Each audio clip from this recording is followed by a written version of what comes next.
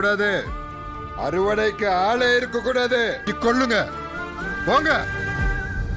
உள்ளவங்க பக்ரி ஆதரவாளன் குடும்பம்லாம் எதுவோ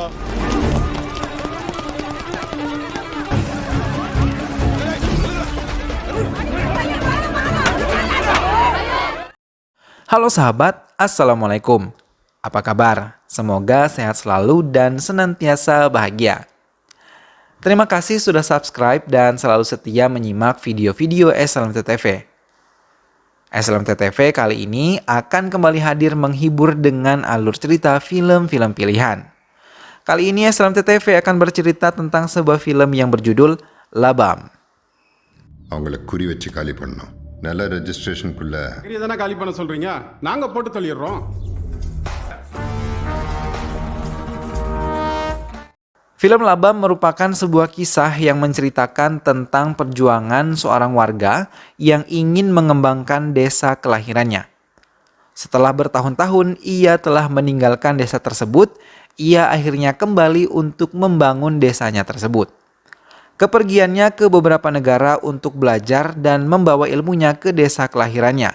Akan tetapi, ia harus menghadapi kepala desa yang serakah dan selalu mengontrol semua warga agar menjual tanah dan hartanya untuk memperkaya keluarganya secara pribadi. Seperti apa kisah selengkapnya? Berhasilkah ia mewujudkan perjuangannya untuk membangun desa? Simak alur ceritanya berikut ini. Tapi sebelumnya ingat selalu untuk dukung terus SLMT-TV dengan cara klik like, komen, share, dan juga subscribe.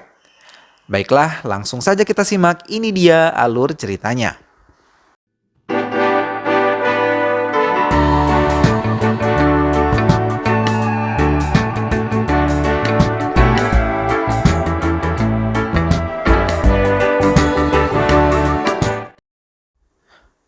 Peruvayal 4 km. Pak Kiri yang pernah meninggalkan desanya kini memutuskan untuk kembali lagi. Semua warga yang melihat merasa terkejut hingga dari satu warga ke warga lain saling memberi informasi tentang kembalinya Pak Kiri. 5 வருஷமா பக்ரி வந்துட்டான், பக்ரியை பார்த்துட்டேன்னு இப்படி. Pendukung Vanagamudi langsung mencoba menghabisi Pak Kiri. Tapi pendukung Pak Kiri pun tidak tinggal diam. Ia langsung membela Pak Kiri. Hingga mereka berlari meninggalkan tempat tersebut.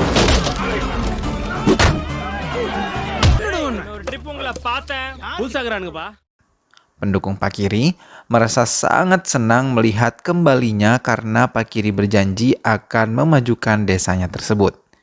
Hingga mereka membawa Pak Kiri ke kantor desa untuk mencalonkan diri sebagai kepala desa menyaingi Vanagamudi. Melihat Pak Kiri mencalonkan diri menjadi kepala desa, Vanagamudi malah mengambil surat pengunduran diri. Ia beralasan desa bisa lebih maju ketika pihak yang lebih muda bisa memimpin desa menjadi lebih baik. Hingga Pak Kiri mutlak menjadi pemimpin desa Peruvayal. Pak Kiri langsung menjalankan tugasnya sebagai pemimpin desa dan tujuan utamanya adalah memperbaiki semua faktor kehidupan yang ada di desa tersebut. Pak Kiri membuka lahan yang telah ditanami tebu tapi tidak dimanfaatkan dengan optimal. Vanagamudi memiliki rencana lain atas pengunduran dirinya. Semua pemilik pabrik di desa yang merupakan anak buah Vanagamudi terkejut ketika mendengar keputusan Vanagamudi mengundurkan diri karena kelompok Pak Kiri telah mendatangi pabrik pengolahan tebu dengan membawa tebu-tebu yang sudah mereka tebang. Vanagamudi memberi kode kepada pemimpin pabrik tebu agar memperbolehkan Pak Kiri memasuki pabrik tersebut. Beberapa warga yang dibawa oleh Pak Kiri merasa takjub dengan apa yang ada di pabrik tersebut. Pak Kiri tak segan-segan memberikan mereka penjelasan dan pengarahan tentang cara kerja dan proses pembuatan gula dari awal hingga akhir.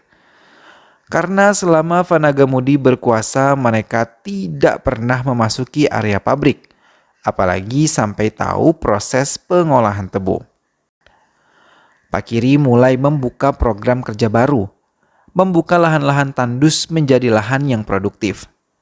Pak Kiri beserta kelompoknya membuat banyak sekali drone untuk mengawasi semua yang mereka lakukan di lahan pertanian baru. Melihat Pak Kiri mulai membuka lahan di daerah utara dan selatan, mengakibatkan anak buah Vanagamudi menjadi geram. Karena mereka memiliki sertifikat, merasa khawatir Pak Kiri dan kelompoknya akan menguasai tanah-tanah mereka. Vanagamudi yang mendengar keluh kesah anak buahnya menginginkan Pak Kiri dihabisi dan meminta polisi datang untuk menghentikan aksi Pak Kiri membuka lahan baru. Polisi yang telah tiba di lahan meminta Pak Kiri dan anak buahnya meninggalkan lahan kosong tersebut. Hingga warga yang melihatnya tak bisa berbuat banyak. Mereka hanya bisa terdiam. Pak Kiri pun datang dengan membawa dokumen dan menunjukkan kepada polisi tersebut. Dokumen yang dibawa Pak Kiri telah diubah berdasarkan undang-undang di bawah kuasa hukum yang resmi. Dokumen yang menunjukkan tanah tersebut merupakan milik desa, bukan dokumen yang dimiliki oleh polisi yang merupakan hasil rekayasa Vanagamudi untuk menguasai tanah-tanah di desa tersebut. Polisi yang mendengar penjelasan Pak Kiri pergi begitu saja meninggalkan lahan tersebut. Original document இந்த நிலம் எல்லாத்தையும் நீங்க எல்லாரும் முதல்ல அங்கிருந்து கலைஞ்சு போயிடுங்க. எல்லாருக்குமே நிலம் இருக்கு. Sedangkan warga merasa bahagia karena akhirnya mereka memiliki hak atas tanah tandus tersebut. Dan mereka dengan semangat membajak lahan tersebut untuk ditanami yang kemudian akan menghasilkan. Semua warga dikumpulkan termasuk Vanagamudi yang datang di area kantor kepala desa. Pak Kiri menyampaikan program barunya. Pak Kiri mengajukan program kerja yang menginginkan semua petani mulai bisa kreatif dan mengembangkan lahan pertanian hingga tidak ada lagi lahan kosong yang tidak menghasilkan. Mereka diminta untuk menandatangani surat pernyataan pertanian kolektif yang akan mengembangkan semua bersama warga. Beberapa warga tidak menyetujui program baru Pak Kiri hingga mengejeknya. Namun Pak Kiri hanya menanggapinya dengan kepala dingin hingga mereka bisa menerimanya. Vanagamudi memberikan 5 hektar tanahnya untuk bisa diolah dan dijadikan lahan pertanian juga sebagai bentuk dukungan atas program kerja Pak Kiri. Tapi Vanagamudi memiliki rencana jahat lainnya bersama anak laki-lakinya bernama Balaji yang berada di Amerika. Mereka merencanakan membuat pabrik biodiesel yang nantinya akan menjadikan lahan kekayaan bagi keluarganya. Kini Pak Kiri bersama kelompoknya mulai membuat irigasi hingga bisa mengaliri sawah dan perkebunan agar tidak lagi kekurangan air. Kelompok Vanagamudi yang selalu memantau kemajuan warga desa hanya bisa tersenyum karena mereka telah merencanakan membeli hasil panen mereka dengan harga rendah. Karena kelompok Vanagamudi terkenal menjadi pengepul di desa mereka. Desa Peruvayal kini telah menjadi desa yang mandiri. Semua hasil kerja keras Pak Kiri untuk memajukan desa sedikit demi sedikit mulai terlihat. Kali ini, kapas yang telah memasuki masa panen. Kelompok Pak Kiri yang memeriksa harga kapas merasa tidak akan bisa menutup biaya produksi yang telah mereka keluarkan. Pak Kiri memutuskan langsung mendatangi sendiri pabrik Beda Perumal yang merupakan pengepul kapas. Saat tiba di pabrik, Pak Kiri langsung memberikan harga kapas sendiri karena ia yakin kapas yang dihasilkan oleh petani kali ini lebih baik dan bisa diterima di seluruh dunia. Karena dari kapas bisa menghasilkan banyak produk yang bisa menguatkan ekonomi desa Peruvayal. Tapi Beda Perumal yang tidak setuju akan keputusan Pak Kiri langsung mencoba untuk menghajarnya. Pak Kiri yang telah siap dengan mudah mengalahkan Beda Perumal hingga mau tidak mau, Beda Perumal menyetujui harga kapas yang telah ditetapkan oleh Pak Kiri. Vanagamudi yang telah merencanakan mendirikan pabrik biodiesel langsung memberikan presentasinya kepada calon-calon investor di pabriknya. hingga mereka setuju untuk menanamkan modal di pabrik tersebut. Untuk melancarkan rencananya, Fanagamudi segera menemui Pakiri. Akan tetapi, tanpa diduga Pakiri menolak mentah-mentah kerjasama yang diberikan oleh Fanagamudi. Malah Pakiri memberikan dua pilihan, untuk keluar dari negara ini atau Fanagamudi akan dikubur hidup-hidup di tanah itu. Fanagamudi yang merasa marah menemui Kopra, seorang editor film terkenal. Ia merencanakan sesuatu yang jahat kepada Pakiri. Keesokan harinya, Pakiri yang tengah mengadakan penyuluhan tentang hewan ternak didatangi oleh Fanagamudi. Ia tiba-tiba langsung menunjukkan sebuah video Pakiri dan bersama 3 orang anak buahnya tengah menggotong berangkas yang berisi uang hasil penjualan desa mereka. Melihat hal itu, Pakiri langsung mendekati Fanagamudi. Tapi warga yang telanjur marah memukuli Pakiri hingga anak buah Pakiri dengan cepat memasuki mobil Carla untuk menghindari amukan warga. Mereka membawa Pakiri ke sebuah daerah pegunungan dan mulai mendirikan tenda darurat untuk merawat Pakiri. Warga yang termakan hasutan Fanagamudi mendukung rencananya dan akan menyewakan tanah kepada Fanagamudi selama 99 tahun dengan harga yang sangat tinggi. Sementara Fanagamudi dan Chopra berusaha mencari kode PIN untuk membuka berangkas yang telah mereka curi. Fanagamudi merasa kesal, dan ia teringat kalau Pakiri hanyalah seorang pemabuk dan pemilik kedai ayam kecil, tapi mengapa selalu bisa mengambil hati rakyat bahkan didewa-dewakan oleh penduduk desa ini. Padahal Fanagamudi telah memfitnah dan mengusirnya dari desa, tapi ia tetap bisa menjadi dewa di desanya tersebut. பாய ஜெயிலுக்கு அனுப்புங்க பக்ரிய ஊரை விட்டு ஜனங்க ஒன்று சாமின்னு சொல்றாங்க சாமி பெருசா. Kini Fanagamudi menyuap beberapa polisi untuk mencari keberadaan Pakiri beserta anak buahnya. Kerjasama dengan Tuan Parker yang merupakan investor sudah dilakukan. Ia pun telah melakukan pembayaran untuk bisnis biodieselnya. Fanagamudi pun terus mempengaruhi warga agar menyerahkan surat tanah mereka dan mengambil uang yang telah disiapkan. Keempat anak buah Fanagamudi mulai merasakan hasil dari pertanian yang bisa membawa dampak baik kepada kehidupan mereka. Jika mereka mengikuti Fanagamudi, maka mereka akan kehilangan pabrik-pabrik mereka, karena semua tanah akan dikuasai oleh Fanagamudi. Hingga mereka memutuskan untuk menemui Pakiri. Mata mereka ditutup sepanjang perjalanan menemui Pakiri. Mereka mulai mengutarakan maksud kedatangan mereka untuk memihak kepada Pakiri. Polisi-polisi yang dibayar oleh Fanagamudi masih mencari-cari di daerah pegunungan Kalari. Mereka menemukan tiang-tiang telegraf yang digunakan Pakiri untuk berkomunikasi dengan anak buahnya di desa. Mereka menyusuri kabel-kabel tersebut sampai mereka menemukan seorang anak buah Pakiri tengah menghadap mesin telegraf.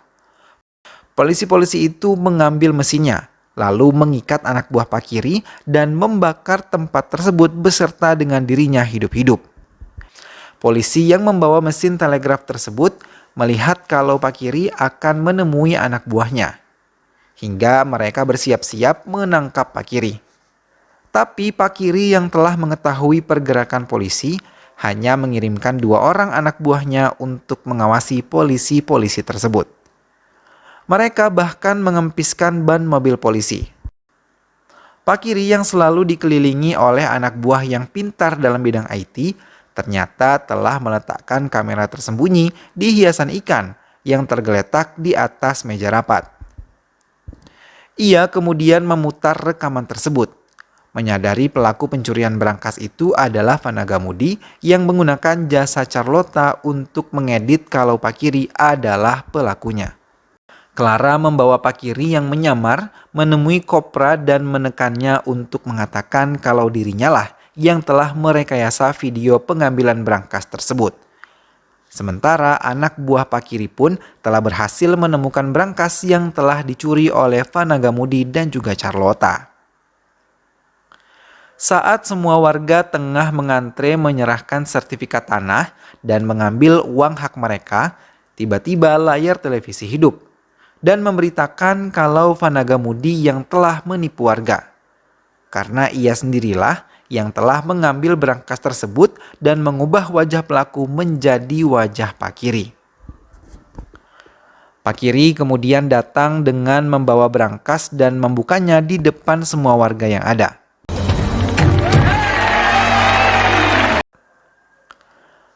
Pakiri mencoba menjelaskan kepada warga kalau penjualan tanah yang akan mereka lakukan akan membuat mereka hidup sengsara karena saat ini uang yang ditawarkan oleh Vanagamudi cukup besar. Tapi untuk beberapa tahun ke depan uang-uang tersebut tidak akan ada artinya. Berbeda dengan mereka yang menanamnya dan menjadikan lahan tersebut lahan yang produktif. Semakin tahun akan semakin meningkatkan kesejahteraan hidup mereka. Mendengar penjelasan Pakiri, semua warga kemudian membatalkan menjual tanah kepada Vanagamudi. Vanagamudi marah dan meminta semua polisi dan anak buahnya menangkap para pendukung Pakiri.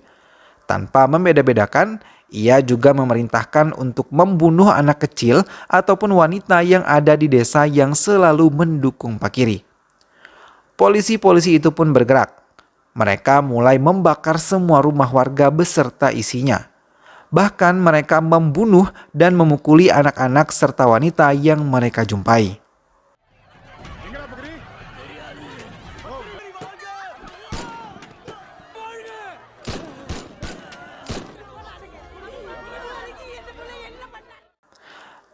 Pakiri yang langsung menemui kepala polisi tak membuang waktu. Ia langsung menembak mati polisi tersebut hingga kelompok polisi tadi tidak lagi menyakiti anak buah Pakiri. Vanagamudi segera melarikan diri ke lahan yang akan didirikan pabrik. Tapi warga yang telah marah menyerang dan menghancurkan rumah Vanagamudi. Bahkan sebagian dari warga desa telah berada di lahan pembangunan pabrik.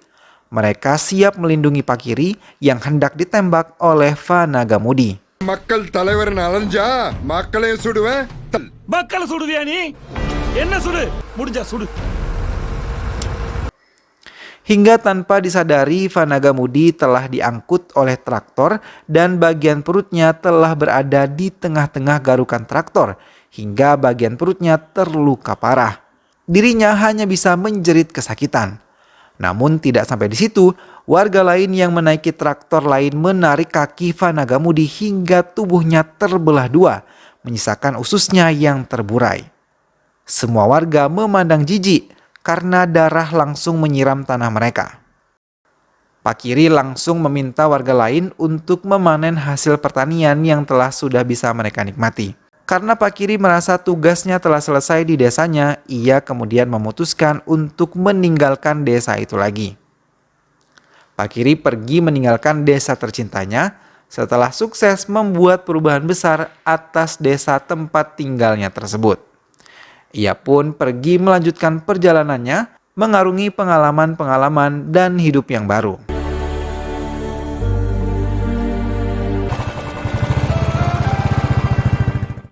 Film pun selesai. Nah sahabat, itulah tadi alur cerita film Labam. Kisah perjuangan Pakiri untuk membangun desanya benar-benar terbukti walaupun ia harus difitnah dan mendapatkan sedikit dukungan dari warganya. Ia terus berjuang dan membuktikan bahwa dirinya mampu membawa kesejahteraan bagi desa tempat kelahirannya. Semoga sahabat semua terhibur setelah menyimak alur cerita film ini. Sampai berjumpa lagi di alur cerita film-film yang lainnya. Dukung terus SLMT TV dengan cara klik like, komen, share, dan juga subscribe. Kita ketemu lagi di video selanjutnya ya. Terima kasih sudah menyimak video ini sampai akhir. Sehat selalu sahabat dan wassalamualaikum.